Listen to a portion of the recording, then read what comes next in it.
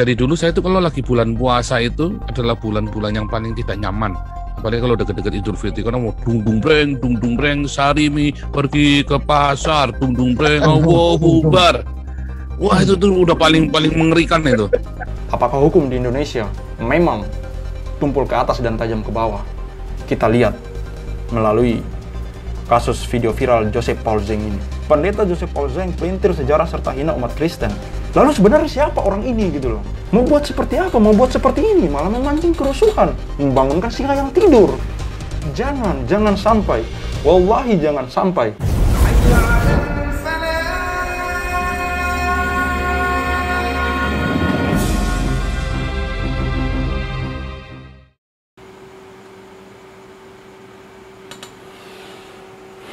Oke, bismillahirrahmanirrahim. Kembali lagi bersama saya Halid Al-Walid. Ini saya masih akan membahas mengenai Joseph Paul Zeng ya, atau apapun bacaannya, yang jelas tulisan seperti itu.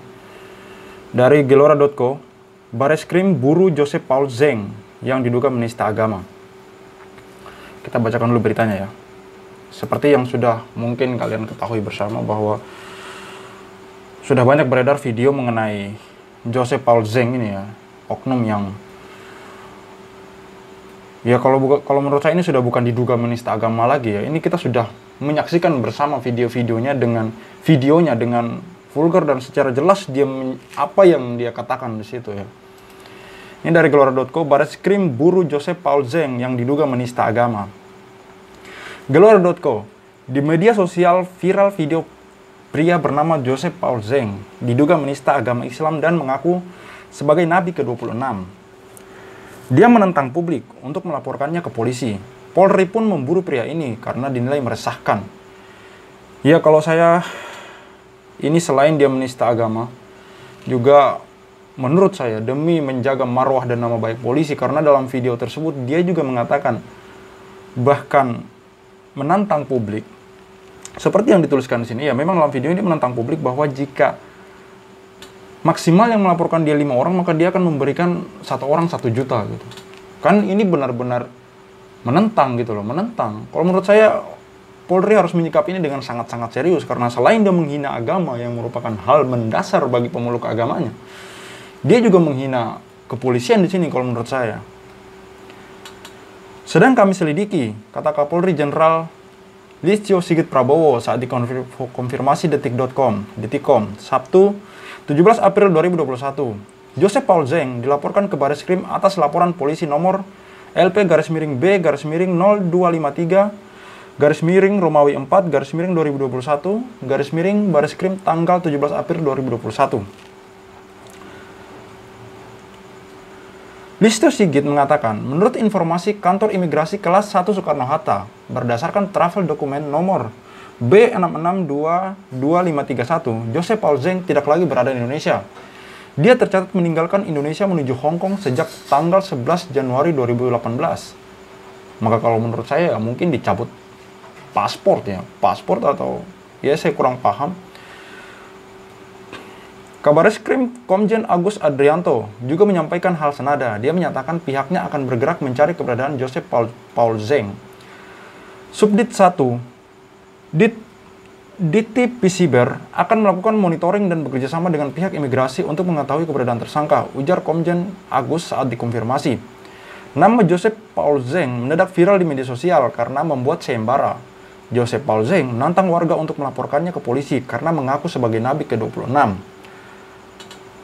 Joseph Paul Zeng membuat pernyataan tersebut dalam sebuah forum diskusi via Zoom yang juga ditayangkan di akun YouTube pribadinya. Awalnya Joseph Paul Zeng membuka forum Zoom bertajuk Puasa Lalim Islam. Nah ini, dengan menyapa peserta yang ada di beberapa belahan dunia.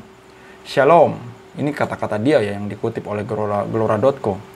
Shalom, yang ada di Afrika, di Rusia, Amerika, Kanada. Ya, Amerika sudah masuk.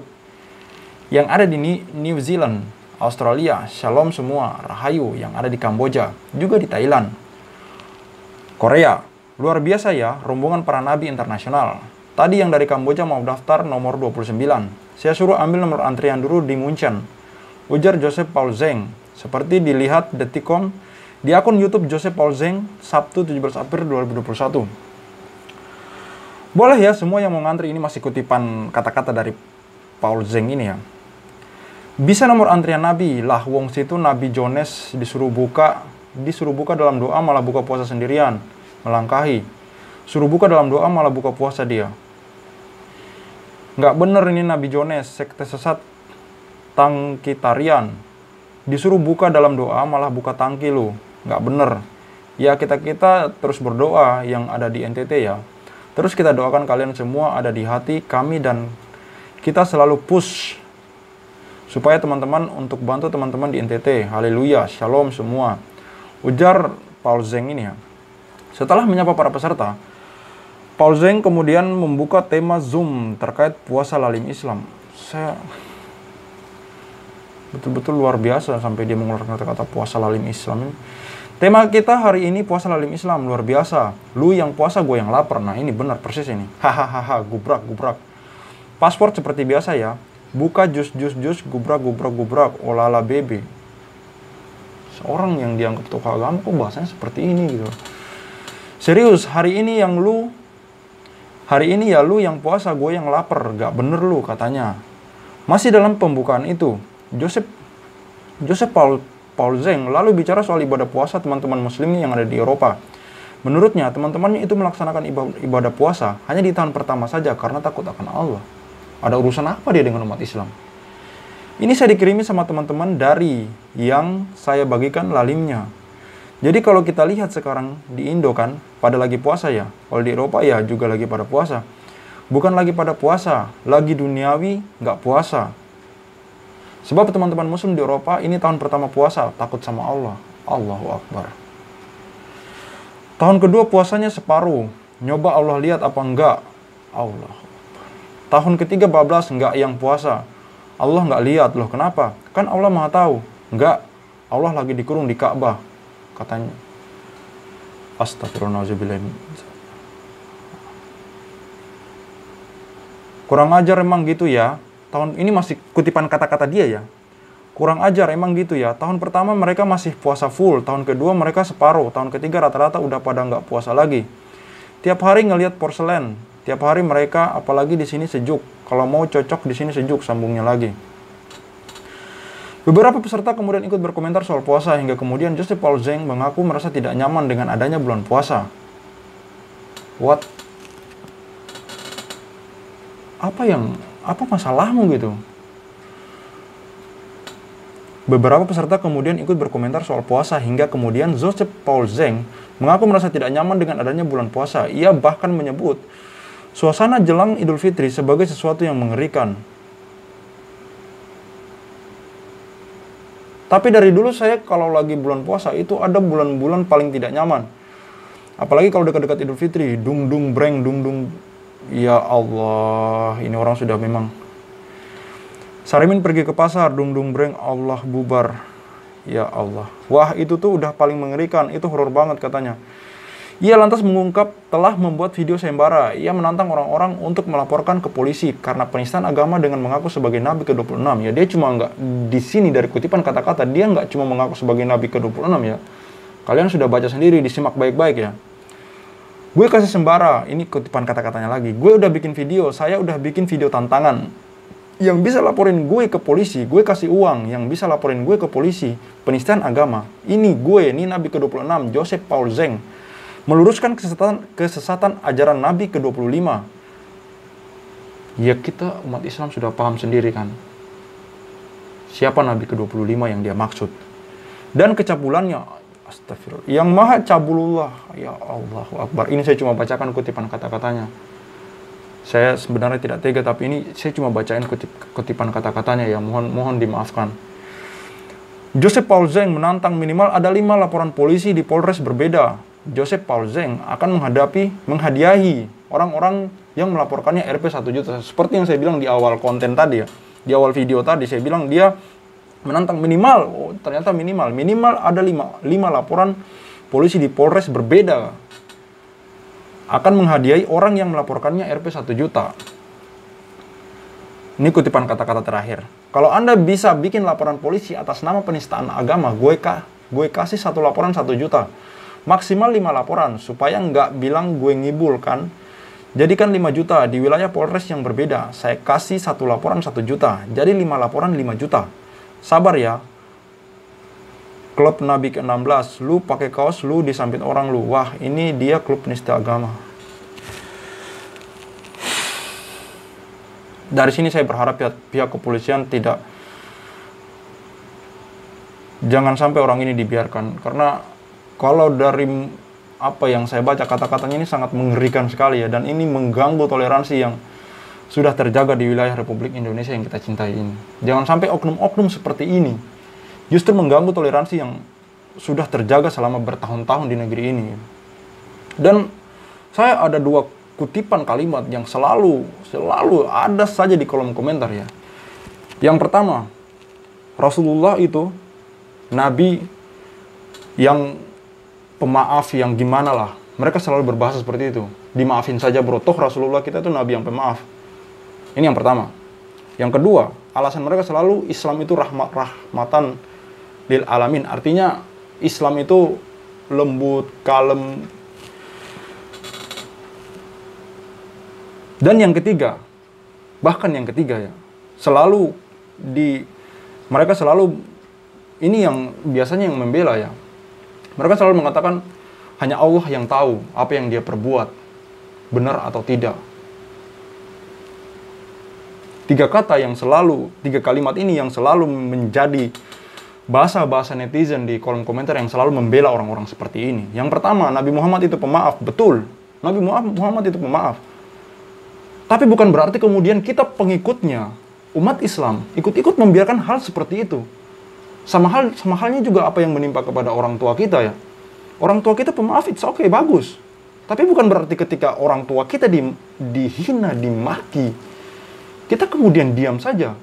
Dia orang tua kita, dia nabi kita. Bukan kita yang dihina, tapi nabi kita. Maka kita tidak berhak untuk memaafkan itu. Karena hanya Rasulullah yang berhak memaafkan apa yang dihinakan kepada dia. Harus ada hukuman yang setimpal untuk orang-orang seperti ini. Ya minimal polisi harus memproses dia sesuai apa yang dengan yang dia perbuat gitu. Dan ini sekali lagi ini oknum ya. Jangan dibawa-bawa agamanya, ini oknum. Saya rasa saudara-saudara kita dari umat agama lain juga tidak sepakat dengan orang-orang yang seperti ini. Karena siapa yang mau agamanya dihina? Dan siapa yang tidak mau kerukunan tetap terjalin di negeri ini gitu. Kita tetap kejar tapi hanya kita fokus kepada oknumnya. Tidak perlu kita ikut-ikutan memaki, tidak perlu kita ikut-ikutan mencaci. Apalagi mencaci agamanya, itu membuang-buang waktu, membuang-buang energi dan tidak ada gunanya. Seperti itu kawan-kawan. Yang kedua, Islam rahmatan lil alamin. Islam rahmatan lil alamin memang benar, betul. Tapi bukan berarti agama kami diinjak-injak, kami ikut cuma diam saja atas dasar kata Islam rahmatan lil alamin. Tidak begitu konsepnya. Agama tidak perlu dibela. Bukan begitu konsepnya. Dengan kita membela ajaran kami, dengan kita membela agama kami, itulah yang membuktikan bahwa kami ini benar-benar cinta dengan agama ini, benar-benar cinta dengan Islam ini. Bukti dari kita beragama Islam. Ketika agama kami dihina, agama kami dicaci maki, lalu atas dasar agama tidak perlu dibela dan kami diamkan. Bukti kita cinta agama ini di mana? Orang tua kita saja dimaki, kita marah. Istri kita dimaki, kita marah. Suami kita dimaki, kita marah. Anak kita dihina, kita marah. Itu tanda kita sayang mereka. Apalagi agama kita. Di mana umat Islam tahu sendiri bahwa kita diciptakan di dunia ini. Tujuan kita diciptakan di dunia ini hanya untuk bersujud. Bersujud kepadanya. Menghina agamanya sama dengan menghina yang punya agama, yaitu Allah Subhanahu wa Ta'ala. Seperti itu kawan-kawan. Jadi saya harap pihak kepolisian benar-benar serius memburu orang ini sampai ditangani dengan apa yang menjadi hukuman yang pantas buat dia, itu kita serahkan sepenuhnya kepada pihak yang berwajib sambil kita pantau terus orang ini gitu. Kita pantau terus. Jangan orang-orang seperti ini dibiarkan, akan terus bertumbuh orang-orang yang menghina agama, tidak saja kepada Islam. Nanti akan terjadi saling balas membalas. Yang kita khawatirkan kan terjadi seperti itu. Maksud saya seperti itu. Jadi kita tetap cool, kita tetap kalem, kita berdoa saja kepada Allah semoga orang ini mendapatkan apa yang dia inginkan. mendapatkan balasan yang setimpal dari Allah Subhanahu wa taala. Saya pikir itu senjata terkuat umat Islam hari ini. Kita tidak perlu memaki, kita tidak perlu mencaci mereka, tidak perlu kita balas. Sampah tidak perlu dimaki, kawan. Tidak perlu dimaki. Mereka sampah sudah memang, sampah pada dasarnya ya busuk, bau. Kita mau caci ya memang bau, nggak perlu lagi, memang sudah bau, nggak perlu. Nggak ada gunanya, buang-buang energi. Tak perlu kita balas dengan hal seperti itu, cukup kita doakan saja. Semoga Allah membalas apa yang diperbuat. Semoga Allah membalas apa yang diperbuat. Sementara ini banyak dari pihak-pihak lain seperti NU dan kawan-kawan yang lain juga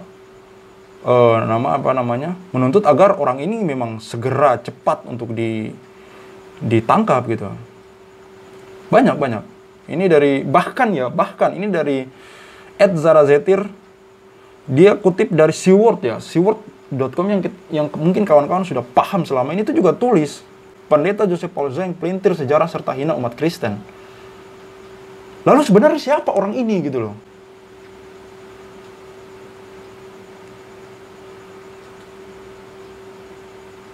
Bahkan Mu'annas Al-Aidid ya, dia juga tulis tweet, demi Allah saya sendiri yang akan kejar Anda. @Divisi Humas Polri, dia tag Divisi Humas Polri. Saya tidak mengambil patokan kepada Seward atau Mu'annas ini ya. Seperti kita sudah ketahui bersama siapa mereka. Yang menjadi apa yang saya maksud saya bacakan dua hal ini, yang menjadi alasan saya bahwa mereka saja sudah menulis tweet seperti itu gitu loh. Kalian sudah ketahui bersama, kita tarik waktu beberapa waktu lalu mengenai penghinaan agama. Kalian sudah tahu sendiri sikap-sikap mereka seperti apa. Namun ketika menyangkut Paul ini, mereka juga ikut protes gitu. Berarti kan orang ini sangat meresahkan sekali. Maka saya harap pihak kepolisian harus segera menyelesaikan ini agar kita tidak perlu lagi dikuras dengan masalah baru yang muncul yang sebenarnya ini tidak penting. Kenapa dia harus ngomong seperti itu gitu loh? Membenci syariat agama orang lain buat apa? Toh puasa tidak wajib buat lu. Ini puasa di bulan Ramadan hanya wajib buat umat Islam. Kalau kamu pusing dengan yang namanya beduk segala macam, hari raya Idul Fitri, hiruk pikuk Idul Fitri, mikir bro, mikir. Mau kita mau bilang apapun juga, Indonesia ini memang faktanya mayoritas umat Islam. Mau bagaimana? Memang Indonesia ini mayoritas umat Islam. Seperti halnya mungkin kita juga ketika berada di negeri yang mayoritas Nasrani. Insya Allah kita akan legowo, kita akan menerima ketika bunyi lonceng atau kawan-kawan dari umat Nasrani merayakan ibadahnya. Insya Allah kita akan biarkan karena memang mungkin kita tinggal di mayoritas Kristen, mayoritas Nasrani, Hindu, Buddha, apapun itu, kita akan membiarkan. Insya Allah saudara-saudara Muslim yang di Bali tidak akan protes ketika hari raya Nyepi, listrik apa segala macam mati. Insya Allah tidak akan, karena memang di sana tempat mereka. Kita mau bagaimana? Kita di sana sedikit dan mereka banyak di sana. Mereka punya hak untuk menjalankan ibadahnya. Karena mereka banyak memang berefek sekali buat yang minoritas. Tapi mau bagaimana? Memang faktanya Indonesia mayoritas Islam, Bung. Kalau saya tidak salah sekitar 85% dari penduduk Indonesia mayoritas beragama Islam. Mau buat seperti apa? Mau buat seperti ini, malah memancing kerusuhan, membangunkan singa yang tidur. Jangan sampai. Wallahi jangan sampai. Kita semua ingin Indonesia ini tetap damai, tentram, dan aman. Jangan sampai karena omongan dia yang tidak mendasar ini, dia menghina tanpa dasar, tanpa kejelasan selain kebencian. Kita semua jadi kacau balau. Gitu. Saya pengen ini diusut seketat-ketatnya. Sebagaimana Habib Rizik di sidang hari ini dengan ketat dan sangat profesional sekali. Habib Rizik di sidang, saya anggaplah bahasa sopan, saya anggap paling bahasa sopan ya. Habib Rizik di sidang, dituntut dengan sangat profesional sekali mereka bekerja. Maka saya harap kepada Joseph Paul Zeng ini juga diperlakukan seprofesional mungkin. Seprofesional mungkin. Diberi hukuman sesuai dengan apa yang diperbuat. Jangan lagi ada bahasa bla bla bla bla bla bla. Kita mengawasi ini, kita harus melihat ini. Apakah hukum berjalan adil di Indonesia atau tidak? Apakah hukum di Indonesia memang tumpul ke atas dan tajam ke bawah? Kita lihat melalui kasus video viral Joseph Paul Zeng ini. Cukup sekian video dari saya, Syahrid Al-Walid. See you on the next videos.